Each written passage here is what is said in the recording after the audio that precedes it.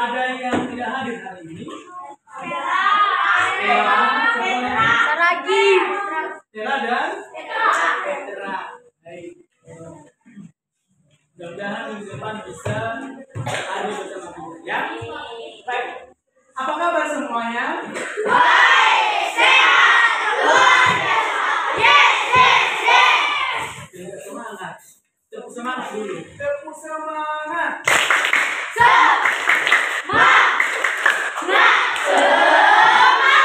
Oke, mantap. Baik. Kita akan belajar hari ini. Kalau boleh tahu, minggu yang lalu pelajaran apa yang kita bahas? Coba. Keterlibatan yang di gereja. Siapa lagi ini tadi? Belum bisa. Ya, keterlibatan dalam hidup gereja. Nah, untuk hari ini kita akan melanjutkan tentang gereja juga. Namun kita akan lihat bagaimana itu terjadi. Ya, nah, kita lihat di sini. Oke, apa judulnya? Hidup. Baik, namun sebelumnya kita berdoa dulu. Siapa memimpin doa hari ini?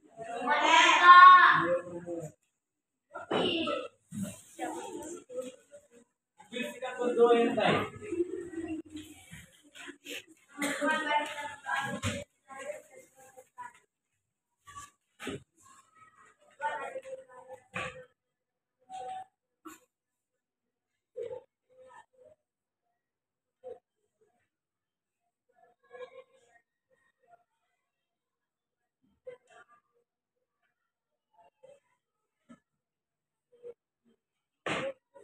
Terima kasih. Oke, baik. Apa tadi judulnya? Hidup bersama yang dimulai Roh Kudus. Nah, apa tujuannya kita belajar ini? Teman-teman, kita akan melihat apa tujuan dari pembelajaran ini. Yang pertama, peserta didik mampu mengaplikasikan hidup bersama yang dijiwai Roh Kudus secara mandiri dengan pengamatan video. Nanti kita akan menonton sebuah video, kemudian kita akan bahas bersama. Ya, yang kedua, peserta didik mampu membangun kerukunan dalam masyarakat dengan hidup bersama secara mandiri lewat wawancara atau kunjungan perpustakaan. Oke, nanti akan ada tugas itu untuk mewawancarai tokoh-tokoh agama yang ada di masyarakat.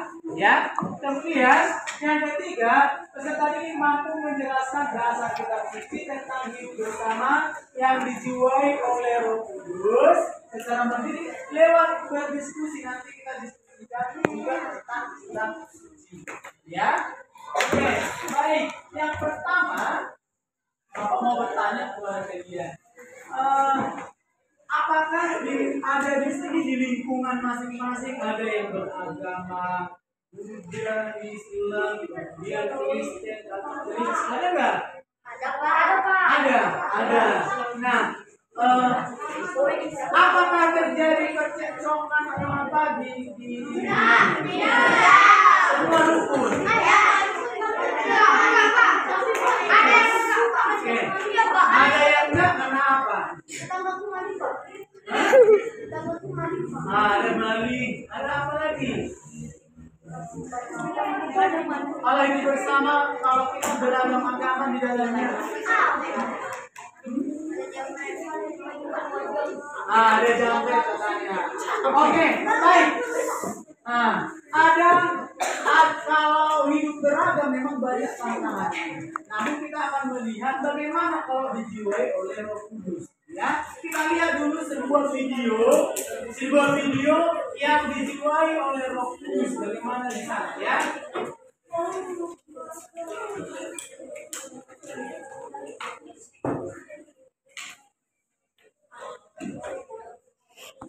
Ketika sambutan misalnya ada assalamualaikum, ada shalom, ada nama budaya. Nah itu harus dibawa karena memang ada itu lengkap gitu. Orang-orang luar yang datang ke kampung sawah, kalau mereka minum air kampung sawah, makan makanan yang ada di kampung sawah, itu mereka harus mengikuti tradisi adat istiadat yang ada di kampung sawah. Loh kok orang Islam ada di gereja, bahkan misalnya kok orang Kristen ada di balai masjid. Nah, ternyata ketika orang itu sudah tahu sebenarnya tentang kampung sawah, jadi balai masjid yang akan ada. Contohnya nanti akan ada beberapa pertanyaan yang harus Anda jawab. Toleransi antar umat beragama yang kuat, Kampung Sawah di Kota Bekasi, Jawa Barat ini memiliki banyak cerita tentang persaudaraan dan kehidupan antar umat beragama. Di Kampung Sawah pun berdiri 3 tempat ibadah yang berdekatan dan disebut segitiga emas. Gereja Katolik Santo Servasius, Gereja Kristen Pasundan, dan Masjid Agung Harjo Haryasti. Kehidupan masyarakat di kampung sawah yang toleran, yang bineka dan yang beragam, yang saling gotong royong dan sebagainya itu sudah sejak awal kampung sawah ini ada. Jadi itu merupakan produknya leluhur kami yang kemudian diwariskan kepada kami untuk dijaga dan ditindaklanjuti sampai sekarang ini. Ya, jadi bukan produknya generasi zaman now ya. Teman-teman atau saudara-saudara kami yang Muslim pakai peci, yang Kristen juga pakai peci. Ketika sambutan misalnya ada assalamualaikum, ada shalom, ada nama budaya. Nah itu harus dibawa karena memang ada, sebenarnya itu lengkap gitu. Nah itu persoalannya. Apakah di tempat lain cocok dengan ini? Itu juga. Kalau mau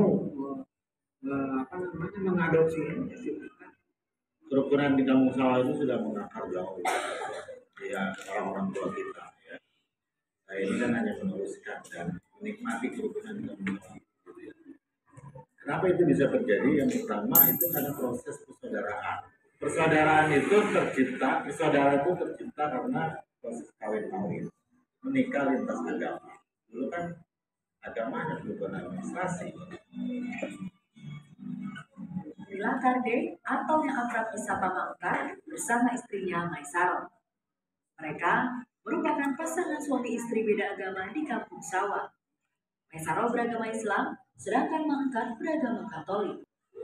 Keduanya sudah 50 tahun menikah. Hingga saat ini hidup rukun bersama 9 orang anaknya. 5 orang anaknya memeluk agama Katolik dan 4 lainnya memeluk agama Islam. Di sini banyak yang kawin silang. Maksudnya kawin silang itu ya dari Katolik nikah Islam, dari Islam ada yang ke Katolik. Contohnya saya ini itu kan dari Muslim ke Katolik. Ini kan dia kan memang orang tuanya orang adat. Jadi datang ke sini dia orang tuanya orang kaya. Jadi dia tahunya terus ya saat dia menunggu bantu masak di rumah ibunya dia mengganti sambal ambil itu awalnya. Dulu itu nikah belum bakat ya biasa saja. Ini kan acara di gereja apapun yang dia pun dibakar macam lain makan saya awal mengibu ibu-ibu seperti antara terus saya selesai itu seperti makan dan yang kita pakai dan oleh yang bermakna ibu bagi makan hanya yakin tidak ada Kepada anak-anak saya, menantu-menantu saya, cucu-cucu saya, kita ponakan-ponakan saling damai dan rukun. Contohnya ya, seperti saya ini. Di Kampung Sawah itu kami punya yang namanya pohon keluarga. Pohon keluarga itu ada satu keluarga yang terdiri dari agamanya Muslim, kemudian agamanya Kristen, agamanya Katolik, sementara itu satu. Baik, kita sudah menonton sebuah kisah bagaimana kerukunan antar umat beragama terjadi. Nah, untuk itu mari kita dalami apa yang terjadi misalnya lewat diskusi. Kita diskusikan dulu dengan pertanyaan-pertanyaan berikut. Nah, yang pertama, nanti kamu diskusikan dalam kelompok ya. Bagaimana kondisi kehidupan di kampung sawah, di mana orang-orang dengan agama yang berbeda hidup bersama dalam satu atap, ya? Bagaimana kondisi kehidupan di kampung sawah? Yang kedua, apa yang membuat penduduk kampung sawah tetap rukun dan harmonis meskipun mereka memiliki keyakinan agama yang berbeda? Itu yang kedua. Yang ketiga, apa saja tantangan dan hambatan yang mungkin dihadapi dalam penduduk itu? Yang keempat, apakah ada upaya membangun pemahaman dan kesadaran dalam keragaman ini? Yang kelima, apa pesan yang ingin disampaikan untuk kita? Ya, baik, silakan dikerjakan selama 10 menit. Bapak tunggu ya, 10 menit. Silakan. Ayo diskusi.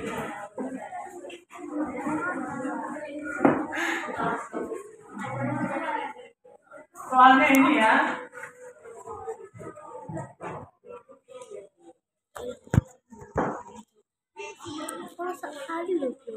Langsung jawab aja. Langsung jawab, jangan satu kertas, diskusikan dulu. Tidak usah tulis soal.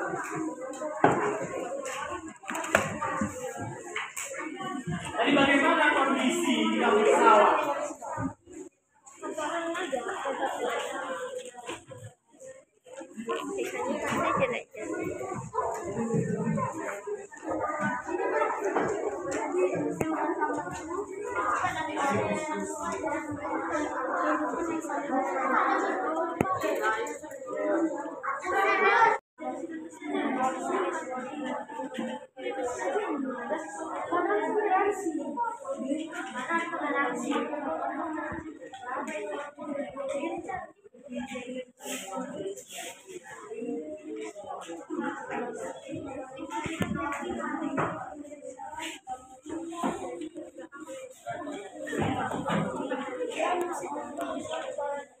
Sudah siap ini?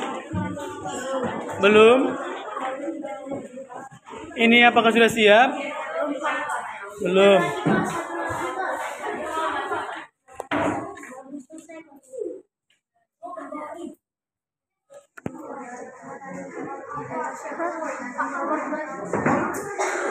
Nomor 2, apa yang membuat penduduk kampung sawah tetap rukun?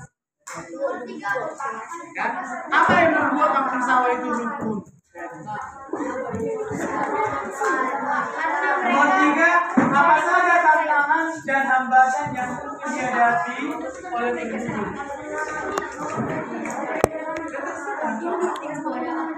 Boleh. Nomor 4, apakah ada ya misalnya ada misalnya ini.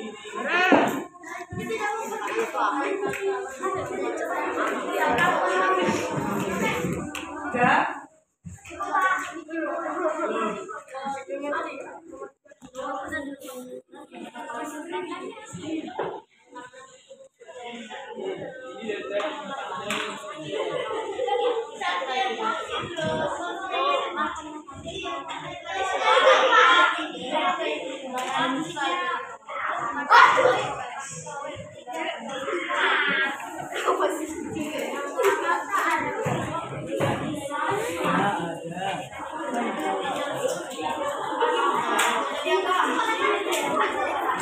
So berpikir.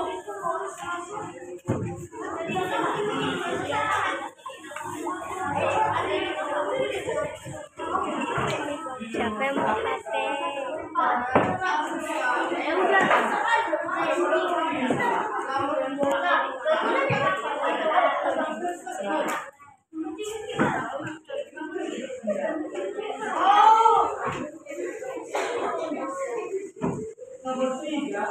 Oke, kelompok siapa yang sudah selesai? Kelompok ini 1, kelompok 2. Ini yang selesai. Oke, tinggal 2 menit lagi.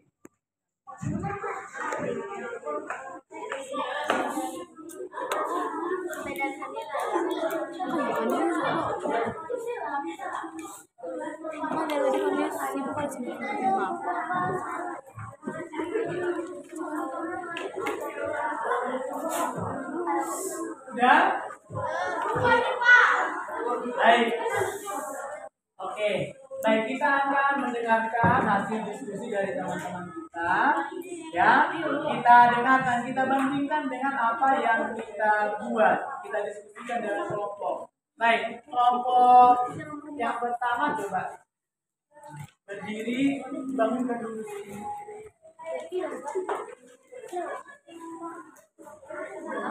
Oke, baca.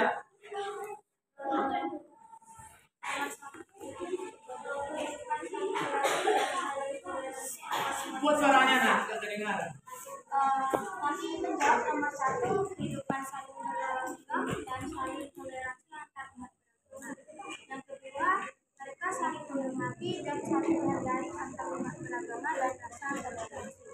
Yang ketiga, menjaga kerukunan antar umat beragama. Yang keempat, ada karena mereka saling menjaga kerukunan dan toleransi.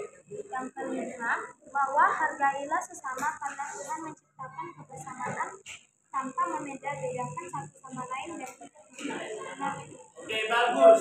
Tepuk tangan untuk baik. Selanjutnya kita berikan kepada kelompok berikut. Ayo dibacakan. Buka maskernya nanti. Oke, baik, kita dengarkan ya. Kita dengarkan. Buat suaranya. Rukun dan damai. Yang kedua, kesadaran dalam bertoleransi. Yang ketiga, perbedaan pendapat dan perbedaan hari raya. Yang keempat, saling menghormati dan menghargai. Dan yang kelima, kita harus saling bertoleransi walaupun berbeda agama. Oke, bagus, tepuk tangan. Kelompok selanjutnya. Kelompok yang sudah. Kelompok yang sudah. Kelompok itu ayo. Yang kuat ya. Kami menjawab nomor 3 karena adanya konflik dan kontroversi dari orang luar. Contohnya seperti orang Katolik dengan orang Islam menikah. Banyak orang yang kurang suka dengan itu. Oke. Baik, kita dengarkan. Yang pertama karena mereka saling. Yang kedua karena mereka saling toleransi. Yang ketiga jika mereka tidak bersedia atau berbeda pendapat. Yang keempat ada dan yang kelima itu kita harus memiliki sikap toleransi. Oke, bagus, tepuk tangan. Tidak. Oke, lanjut. Buat suaranya enak biar didengarkan kawan-kawan. Yo. Yang pertama Baik, kita akan mendalami kitab suci tentang bagaimana Yesus menghadapi tantangan tentang kerukunan ini, gitu ya. Kita dulu sudah dapat kitab suci semua. Lagi. Oke, baik, kita lihat dulu Matius 5 ayat 13 sampai 16. Matius 5 ayat 13 sampai 16. Matius 5 itu ayat 13 sampai 16. Sudah dapat? Siapa yang bisa membacanya dengan lantang dan bagus? Yang belum pernah dulu. Oke, ayo. Buat berdiri, nak. Kita dengarkan ya. Garam dunia dan terang dunia. Matius 5 ayat 13 sampai 16. Kamu adalah garam dunia. Jika garam itu menjadi tawar, dengan apakah ia diasinkan? tidak ada lagi gunanya selain dibuang dan diinjak orang. Kamu adalah terang dunia. Kota yang terletak di atas gunung tidak mungkin tersembunyi. Lagi pula, orang tidak menyalakan pelita lalu meletakkannya di bawah batang. Kamu yang baik dan memuliakan Bapamu yang di surga. Oke, terima kasih. Oke, baik. Kemudian ada lagi yang kedua. Nanti dilihat ya, Nak. Nah, Lukas 23, coba lihat Lukas 23 ayat 33 sampai 40. Siapa yang sudah dapat? Lukas 23 ayat 33 sampai 40. Sudah. Dapat? Oke, siapa yang bisa membaca dengan bagus, tidak tertawa? Tertawa dari siapa? Yang suaranya kuat. Oke, dia itu. Kuat suaranya ya. Yesus disalibkan. Ketika mereka sampai di tempat yang bernama Tengkorak, mereka menyalibkan Yesus di situ dan juga kedua orang penjahat itu, Mu dan kami. Sudah, Pak. Terima kasih. Baik, tepuk tangan dulu untuk kita semua. Nah, baik, untuk menjalani kitab ini, kita ada 3 pertanyaan yang juga akan kita diskusikan dalam kelompok. Ya, nah, harus semua aktif mencari dalam kitab suci karena semua punya kitab suci. Nah, apa pertanyaannya? Yang pertama, apa yang dilakukan Yesus ketika dianiaya, dicemooh dan dihina? Apa yang dilakukan Yesus? Ya, apakah Yesus membalas atau bagaimana? Ya, coba tuliskan dulu. Apa yang dilakukan Yesus ketika ia dianiaya, dicemooh atau dihina? Oke, yang kedua, tindakan apa saja yang dilakukan Yesus yang membuat masyarakatnya lebih baik? Tindakan-tindakan apa saja yang dilakukan Yesus yang membuat masyarakat di sekitarnya lebih baik? Itu nomor 2. Yang nomor 3, berdasarkan tindakan-tindakan Yesus itu, apa yang dimaksud menjadi terang dan garam dunia? Berdasarkan tindakan Yesus, apa yang maksud dengan terang dan dunia? Oke, silakan. Ayo berlomba-lomba. Nanti saya presentasi. Silakan.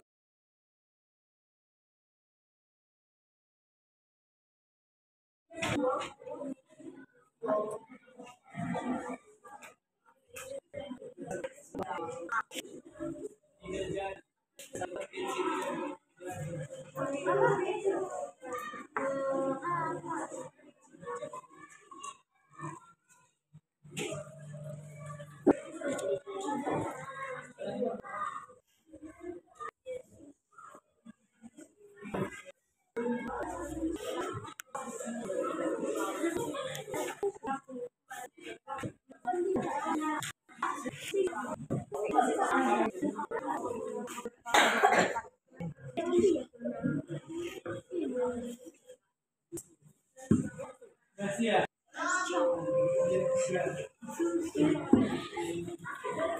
Ayat 29.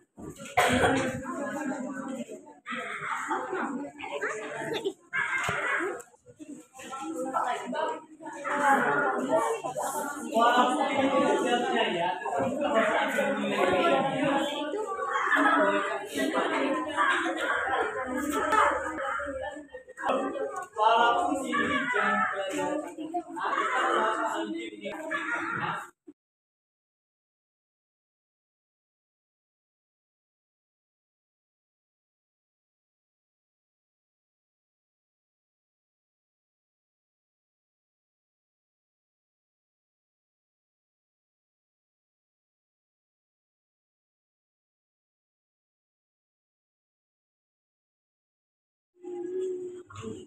Sudah siap? Kelompok yang sudah siap angkat tangan.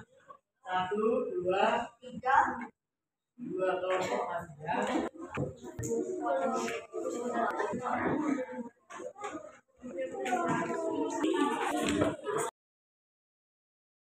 Mari kita dengarkan diskusi dari teman-teman kita akan ayo siapa kita bisa diskusi apa? Yesus mendoakan banyak orang berkata. Yang ketiga, terang itu di mana Tuhan Yesus menyadarkan dan mewartakan banyak orang bahwa Allah itu Allah yang hidup, Allah itu Tuhan yang hidup, Tuhan yang asli. Garam itu di mana Yesus membuat hidup orang lebih baik, seperti menyembuhkan orang lumpuh, sama seperti sedang memasak. Garam membuat rasa yang lebih baik, begitu juga Yesus membuat hidup orang lebih baik. Oke, bagus, tepuk tangan. Kelompok selanjutnya, kelompok mereka. Ayo, kuat suaranya ya, Nak. Buka materinya sering kedengaran. Buka kedengaran dulu. Nomor 1, Yesus hanya terdiam dan Yesus mendoakan mereka dan tidak menyalahkan perbuatan mereka. Nomor 2, Yesus menjadi garam dan terang dunia supaya masyarakatnya menjadi lebih baik. Nomor 3, garam dan terang dunia adalah menjadi motivasi dan rasa bagi orang lain. Oke, bagus, tepuk tangan. Lagi Oke, boleh kan kita baca.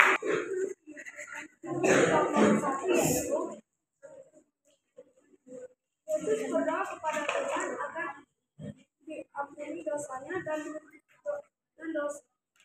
Yesus berdoa kepada Tuhan agar mengampuni dosa orang yang mencela dan mengejeknya. Kami menjawab nomor 2 yaitu dia sering membantu orang yang kesulitan dan peduli selalu terhadap orang lain. Jawaban nomor 3 kami yaitu sikap berguna dan saling membantu untuk keperluan bersama. Oke, tepuk tangan untuk kelompok.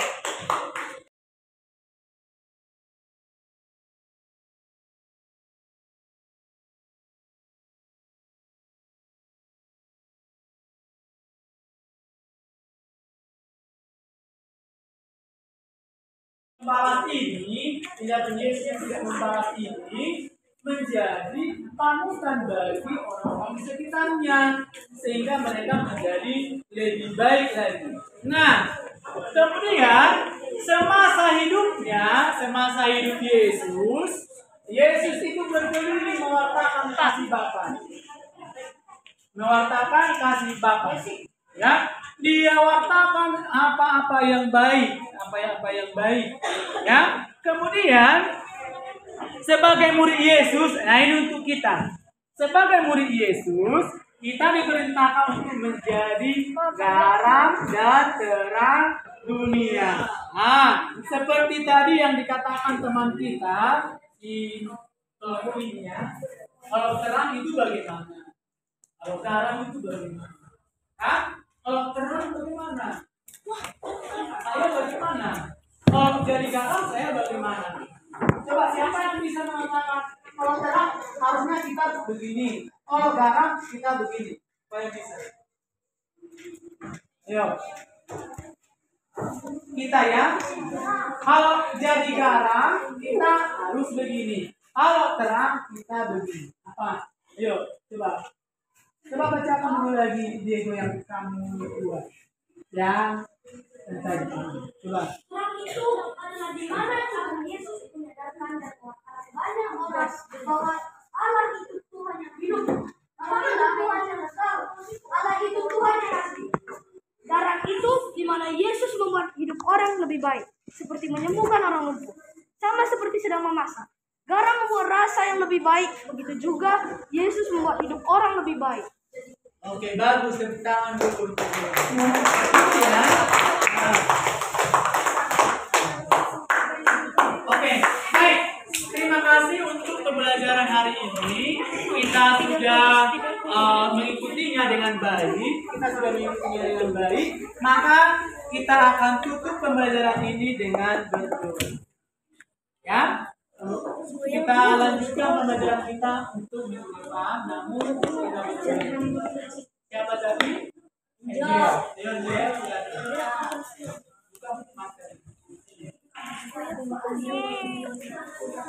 Ambil sikap berdoa yang baik.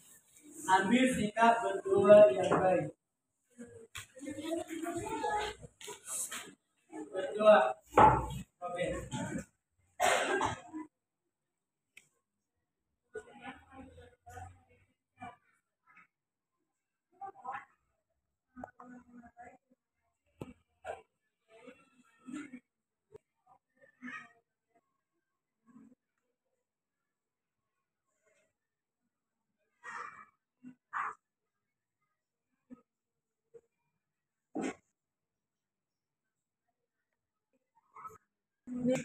Terima kasih.